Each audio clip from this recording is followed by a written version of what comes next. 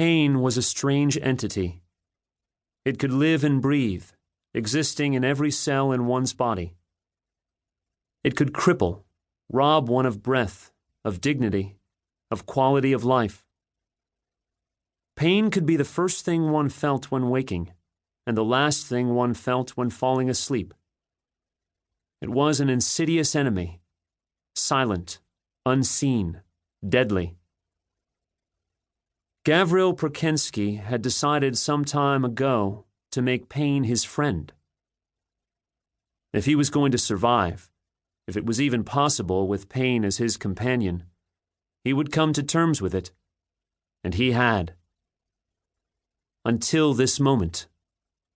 Until pain wasn't about the physical or the mental, but all about the emotional. That was an entirely different kind of pain, and one he was completely unprepared for. His life was one of absolute discipline and control. He planned his every move, and his contingency plans had backup contingency plans. There was never a moment that he wasn't ready for. There was never a time when anything shocked or surprised him. He stayed alive that way. He had no friends, and he thought of everyone he encountered as an enemy. The few people he had ever allowed himself to feel even a drop of friendship with had eventually betrayed him, and he simply counted those painful moments as important lessons to be learned. He was used to deceit and betrayal, to blood, torture, pain, and death. He was used to being alone.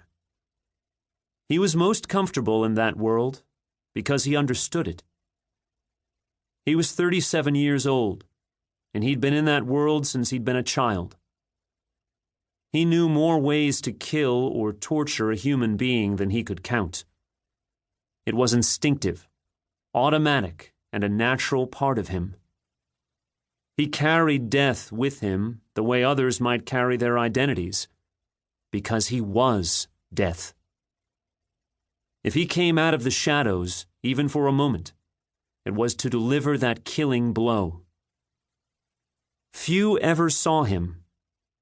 He lived in a shadowy world and moved through it like a phantom, a ghost in the night, leaving dead bodies in his wake.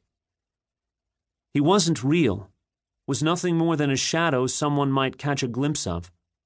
Insubstantial, without substance. He hadn't been human in years. Yet here he stood in the early morning, dawn streaking long rays of light through the velvet black of night, with his well-ordered world crumbling around him so that he felt the earth actually move under him. His palm itched.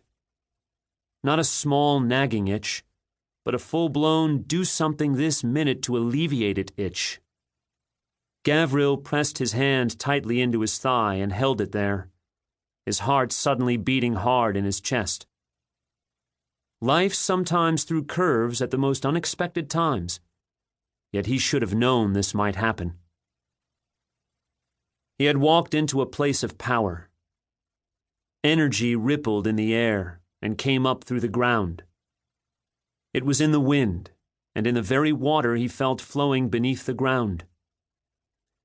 This place, this farm he had come to, was dangerous, and yet he hadn't heeded the warnings, hadn't expected the danger would be to him, or what form it would take. He had come, and now someone would pay the price. A young woman came toward him through a field of corn, the stalks taller than she was. She moved with grace, a fluid, easy manner, occasionally stopping to pull one of the ears down and inspect it. He couldn't take his eyes from her, or the way the plants leaned toward her, as if she were the sun, not that bright ball beginning its climb into the sky.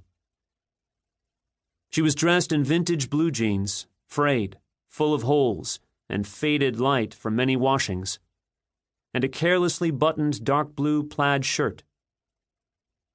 He knew she'd buttoned it carelessly because the top and bottom buttons were undone, and he had a ridiculous urge to slip them into the closures for her, or maybe open all the rest. Her auburn hair was very long, probably past her waist, and very thick, but she had it pulled back away from her face in a careless ponytail. Her face was oval and rather pale, but her eyes, as they surveyed the cornstalks, were a striking, cool forest green. Even in the dim early morning light, he could see her intriguing eyes, surrounded by long dark lashes. Her mouth was full and luscious, her teeth white and small. Even dressed in her working clothes, there was no hiding her figure. Full breasts and a small tucked-in waist emphasized the flaring of her hips. She was a pixie, ethereal, just as unreal as he was, and she was so beautiful it hurt.